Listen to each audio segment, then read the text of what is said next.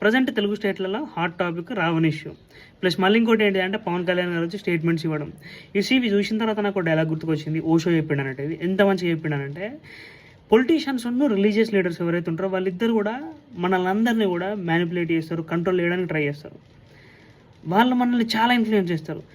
మనం ఏ దేవుని మొక్కాలి, వాళ్ళని ఎట్లా మొక్కాలి, మళ్ళీ మనం అసలు ఏ దేవునికి మనం నారాధియాలి అంటే ఏ దేవునికి మనం చేయగొట్టాలి, మనం ఎవరిపైన కోపం చూపించాలి, ఎవరిపైన ద్వేషాలు చూపించాలని చెప్పేసి వాళ్ళు ఏదైతే అనుకుంటారో మనం దాని తగ్గట్టు ఆటలాడించి అంత స్టేజ్కి వెళ్ళిపోతాం. మనం ప్రస్తుతం ఎట్లున్నదంటే ఒక పొలిటీషియన్ దగ్గర నుంచి మనం మత బోధనలు వినే స్థాయికి వెళ్ళినాం, ఒక మత బోధకుడిని పొలిటీషియన్ స్థాయికి తీసుకెళ్తున్నాం.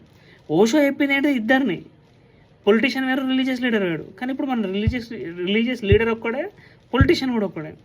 సో ఇప్పుడు ఒక్క రిలీజియన్ తోడని కాదు, అన్ని రిలీజియన్స్ ఇట్లా ఉన్నది.